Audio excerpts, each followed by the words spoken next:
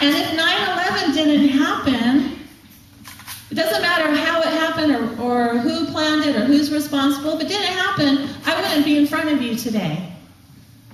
Right? I would still be in California. I would still be a mother of 4 and a grandmother now of 1 and 1 on the way.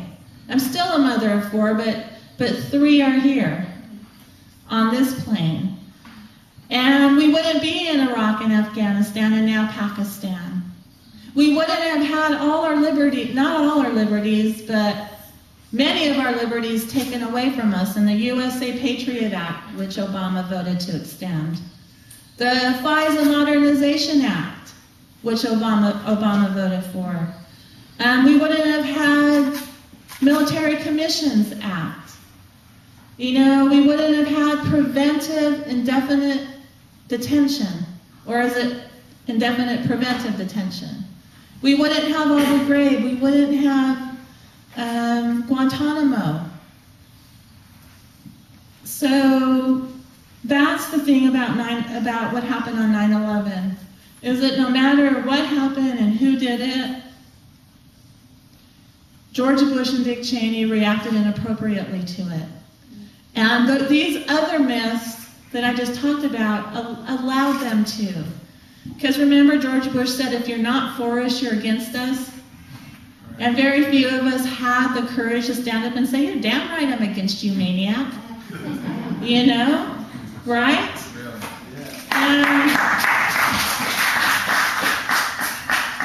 And it's also the myth, too, that there's never a conspiracy in our country. Never, ever, ever a conspiracy. That no matter, you know, whoever's been assassinated has always been a lone gunman. You know, there's never, ever, you know, conspiracies don't exist in America. And that has allowed us to become involved in many wars. You know, not just Iraq and Afghanistan, but many wars are fashioned around either real or imagined events. You know, some of them are real, but they told us that the wrong things happened. You know, like the Maine, even back in 1898, the Maine exploded in Havana Harbor, and that led to the Spanish-American War.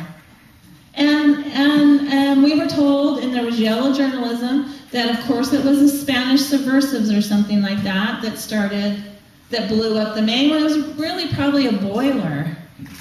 Or Americans that blew it up. There's always these false flags or real events that have been exploited to get us into these wars, to whip up some kind of patriotic, well, I don't want to say patriotic, false patriotic fervor.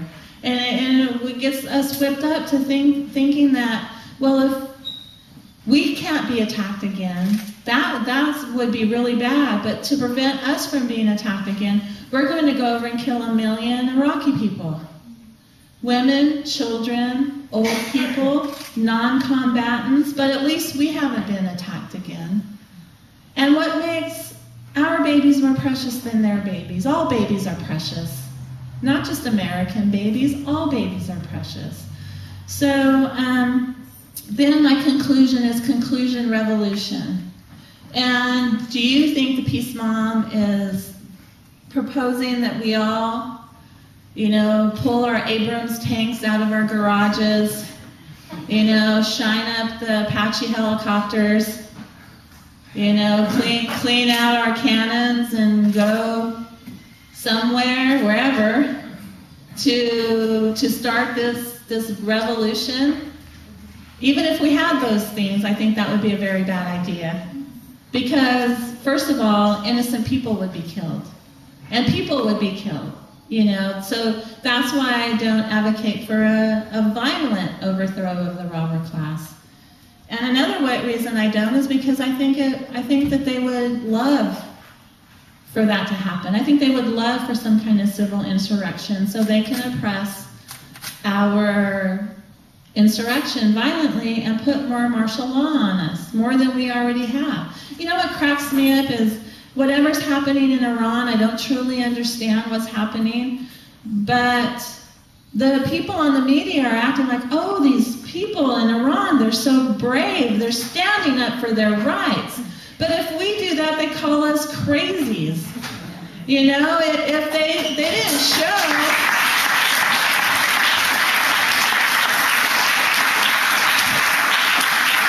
You know, on CNN or MSNBC, they didn't show the cops in St. Paul at the RNC tear gassing, you know, and people running them over with their horses, beating them. They didn't show that. And if they did, they would have said that they were extremists or that they were crazies or that they were radicals. And you know, when the young people in Oakland, when they had an uprising around the Oscar Grant murder, they called them thugs.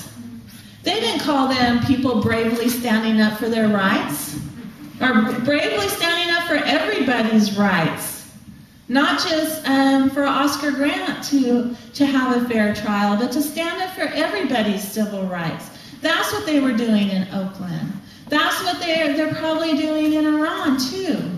So, you know, standing up for rights is standing up for rights no matter where you do it. And wouldn't it have been fabulous if our media talked about our stolen elections like they talk about the stolen elections in other countries?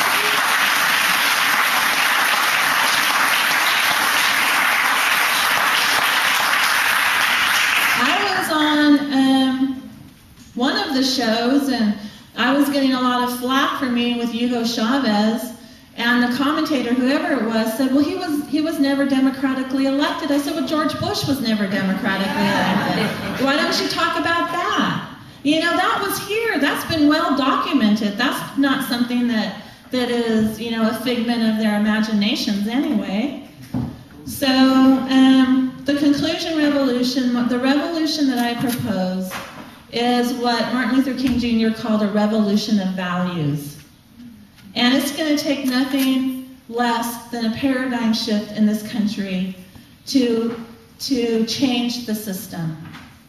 And what I am proposing is people creating their own healthy systems. To do that with your family, your neighbors, your peace community, your community, wherever.